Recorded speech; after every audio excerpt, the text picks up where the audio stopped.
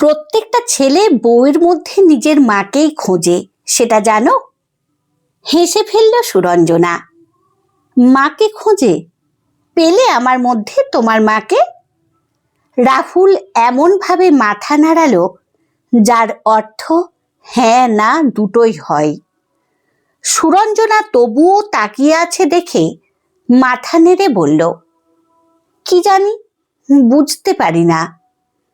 সুরঞ্জনা একটু চুপ করে রইল। মাঝে মাঝে রাহুলের মাথার পোকাগুলো নড়ে ওঠে, হাবিজাবি অনেক কথাই আউড়ে যায়। হেসে বলল, মাকে খোঁজে বলা যায় না, বলো মায়ের মতো ভালোবাসা যত্ন স্ত্রীর থেকেও পেতে চাই। ওই একই হলো। রাহুল গম্ভীর। সুরঞ্জনা কথা বাড়ালো না। যদিও বলতে ইচ্ছে করছিল, পুরুষ তার সঙ্গীর মধ্যে মাকে খোঁজে, মায়ের মতো ভালোবাসা যত্নের প্রত্যাশা রাখে। তাহলে মেয়েরা কি খোঁজে নিজের স্বামীর মধ্যে?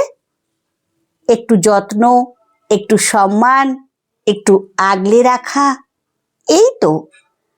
এইটুকু দিতেও পুরুষেরা কত কৃপণ।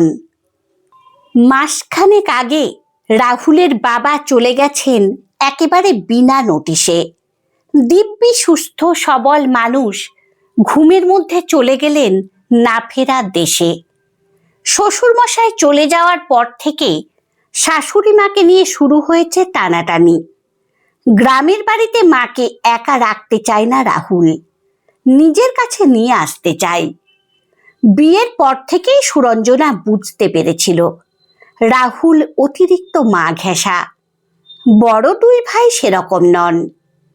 বাবা চলে যাওয়ার পরেও মাকে নিয়ে তাদের বিশেষ মাথা ব্যথা নেই।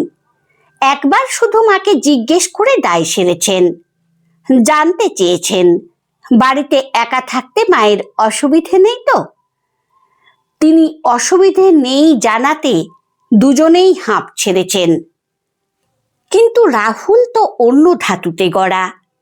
মায়ের মুখের কথাই দায় ঝেড়ে দিয়ে বসে থাকার পাত্র সে নয়। কাজেই মাকে নিজেদের ছোট্ট ফ্ল্যাটে নিয়ে আসতে সে ব্যাকুল।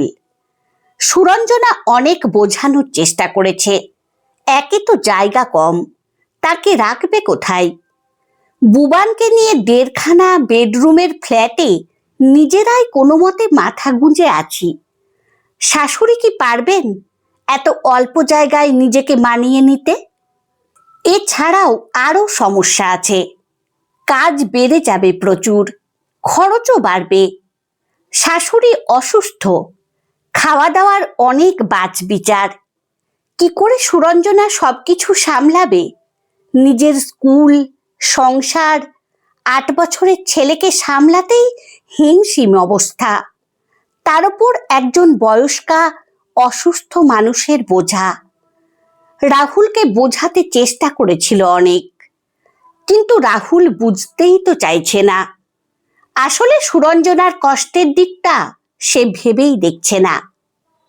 রাহুল কথা মতো মাকে নিয়ে এসেছে। শাশুড়ি এসেছেন 15 হয়েছে। এর মধ্যেই সুরঞ্জনার দম আটকে আসছে। স্কুল যাওয়ার আগে সব কিছু সামলে তারপর বেরোতে হয়। ফিরে এসেও একটুও বিশ্রামের সময় নেই, আবার রান্না চাপাতে হয়। একবেলা রান্না অন্য বেলায় মুখে তুলবেন না শাশুড়ি মা। তার উপর তার জন্য আলাদা করে কম তেল মশলায় রান্না করতে হয়। একটু যে বসে বুবানের পড়া দেখবে সেটুকু সময়ও পাচ্ছে না। ঘরে জায়গা কম, বুবানের ঘরটা তার জন্য ছেড়ে দিতে হয়েছে। একটা ঘরে 3 জন শুতে খুব অসুবিধা হচ্ছে। বুবান যে ঠাকুমার কাছে শোবে তারও উপায় নেই। অসুস্থ মানুষ, ঘুম ঠিকঠাক না হলে মুশকিল। এক সন্ধ্যায় স্কুল থেকে ফিরে কোনো মতে 1 কাপ চা খেয়ে রাতে রান্না চাপাতে গিয়ে কান্না পায় সুরঞ্জনার। রাহুল বাড়ি নেই, শাশুড়িকে নিয়ে ডাক্তারের কাছে গেছে। নইলে ও একটু সাহায্য করতে পারত। ক্লান্ত হাতে আলুর খোসা ছাড়াতে ছাড়াতে হাই তোলে সুরঞ্জনা। চোখ বুজে আসে, শরীর আর বইছে না। আর একটা যে কাজের মানুষ রাখবে তারও উপায় নেই। দুজনেরই রোজগার সামান্য। ঠিকে কাজের লোক নমিতা এর মধ্যেই হুঁশিয়ারি দিয়ে রেখেছে, এ মাসে মাইনে না বাড়ালে কাজ ছেড়ে দেবে। ওরও কাজ বেড়ে গেছে একজন বাড়তি মানুষের কারণে। মাসের শেষে রাহুলকে ডেকে হিসেব দেখালো সুরঞ্জনা। শাশুড়ির ডাক্তার ওষুধেই প্রায় 10,000 অতিরিক্ত খরচ হয়েছে এ মাসে। গম্ভীর মুখে বলল, এভাবে কি করে চলবে বলো তো? কি আর করার আছে? রাহুলের মুখ চুন।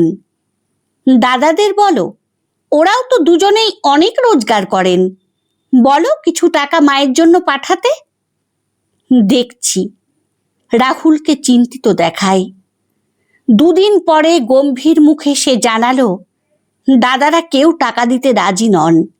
দুজনেই বলেছেন, রাহুল স্বেচ্ছায় মায়ের দায়িত্ব নিয়ে এখন খরচের হিসেব দেখাচ্ছে কেন? সুরঞ্জনা স্তম্ভিত। এতটাও নির্লজ্জ হয় কেউ?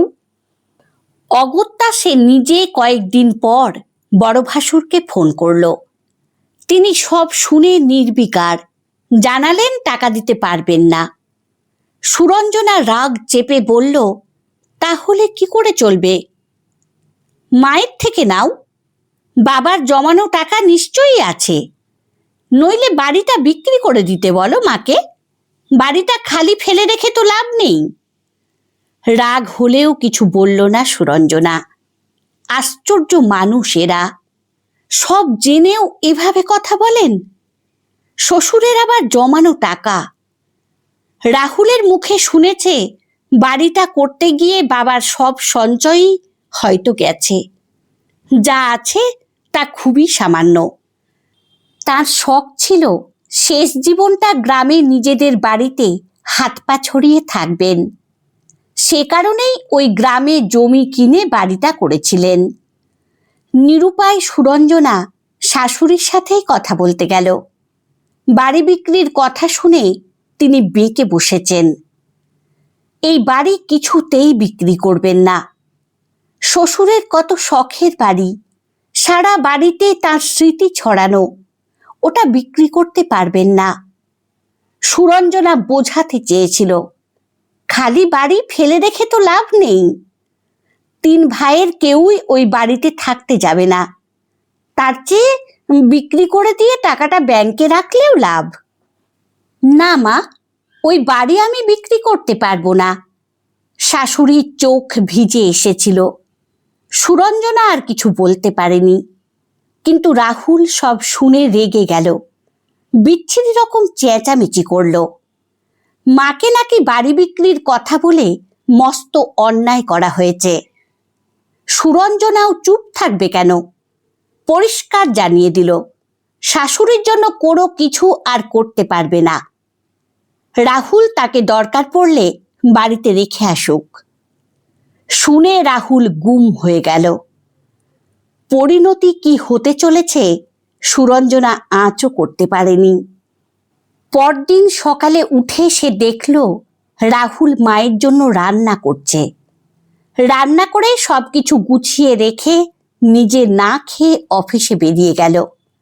সুরঞ্জনা স্তব্ধ হয়েছিল। রাহুল বেরিয়ে যেতে কাঁদল কিছুক্ষণ। রাহুল ওকে ভুল বুঝবে, এভাবে আঘাত করবে, স্বপ্নেও ভাবেনি। কিচ্ছু ভালো লাগছিল না ওর। প্রচণ্ড মানসিক অবসাদ গ্রাস করছিল চেতনা। কোনো মতে বুবানকে স্কুলে পৌঁছে দিয়ে এসে বিছানায় শুয়ে পড়ল। আজ আর স্কুল যাবে না। সকাল থেকে 1 কাপ চাও খায়নি সে, সেটাও ওর মনে পড়ল না।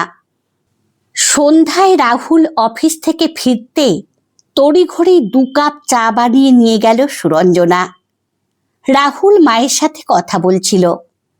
সুরঞ্জনা চা নিয়ে যেতে থমথমে মুখে মায়ের দিকে তাকিয়ে বলল, এই চা খাবে না মা? আমি তোমার জন্য চা করে আনছি। কি বলছিস এসব? শাশুড়ি অবাক হয়ে বলেছেন, বলছি তো খাবে না। সুরঞ্জনা অপমানিত মুখে দাঁড়িয়েছিল। শাশুড়ি একবার ওর দিকে তাকিয়ে চায়ের কাপ তুলে নিয়ে চুমুক দিতে গেলেন। রাহুল ছোঁ মেরে কাপ কেড়ে নিয়ে সব চা বেসিনে ফেলে দিয়ে এলো। সুরঞ্জনা কেঁদে ফেলল এবার। শাশুড়ি হতবাক। কোনো মতে বললেন, ছি ছি, এ কি করলি?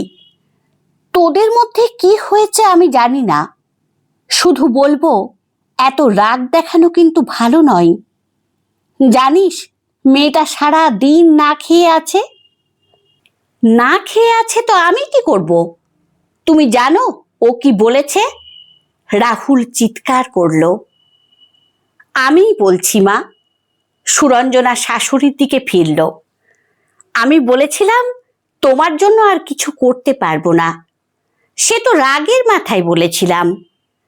রাহুল শুধু আমার মুখের কথাটাই শুনল।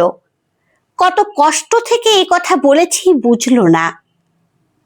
কিসের কষ্ট তোমার? আসলে বলো, মাকে এখানে রাখতেই তোমার অসুবিধে। রাহুলকে সম্পূর্ণ উপেক্ষা করে সুরঞ্জনা শাশুড়িকে বলল, আমি আর পারছি না মা, এত কিছু সামলাতে আর পারছি না, আমাকে ক্ষমা করো। সব কিছু সুষ্ঠুভাবে সামলাতে যে টাকার দরকার সেটাও তো আমাদের কাছে নেই, বাড়িতে জায়গা নেই। সারা দিন স্কুলের পর আমারও পরিশ্রম করার শক্তি থাকছে না, আর একটা কাজের লোক রাখবো সেটারও ক্ষমতা নেই। আমি সত্যিই আর পারছি না। সুরঞ্জনা কাঁদছিল। রাহুল চুপ। শাশুড়ি হতভম্ব চোখে তাকিয়ে আছেন। পরদিন রাহুল অফিস থেকে ফিরতে সুরঞ্জনা চা নিয়ে গেলে শাশুড়ি ডেকে ওকে পাশে বসালেন। রাহুলের দিকে তাকিয়ে গম্ভীর গলায় বললেন, বাড়িটা বিক্রির ব্যবস্থা কর বাবু। কি বলছো? রাহুল চমকে উঠেছে। হ্যাঁ। তারপর? তারপর আবার কি? বাড়ি বিক্রির টাকার একটা বড় অংশ আমি তোকে দেব, বাকি টাকা তোর দাদা মেজদার মধ্যে ভাগাভাগি হবে। শাশুড়ি শান্ত গলায় বলেছেন। ওরা মানবে? মানতেই হবে। তুই আমার দেখাশোনা করছিস, সুতরাং এই টাকা তোর প্রাপ্য। সুরঞ্জনা কোনো মতে বলল, কেন এমন করছো মা? এই টাকা দিয়ে তোমাদের যা যা প্রয়োজন সেটা মিটিও। শাশুড়ি হাসলেন। সুরঞ্জনা অবাক চোখে তাকিয়েছিল। ওর দিকে তাকিয়ে সস্নেহে বললেন, যে চলে গেছে তার স্মৃতি আঁকড়ে থেকে কি করব মা? বরং যারা আছে তাদের আঁকড়ে থেকেই শেষ জীবনটা কাটিয়ে দিতে চাই। সুরঞ্জনা কথা বলতে পারছিল না। শাশুড়ির কুঞ্চিত চোখে, ঈষৎ ঘোলাটে হয়ে আসা চোখে আপনজনকে ঘিরে বেঁচে থাকার তীব্র আকাঙ্ক্ষা। হাত বাড়িয়ে শাশুড়ির শীর্ণ হাত চেপে ধরল সে। গল্পটি আপনাদের কেমন লাগলো কমেন্টে অবশ্যই জানাবেন। ভালো লাগলে লাইক ও সাবস্ক্রাইব করে পাশে থাকবেন। ধন্যবাদ।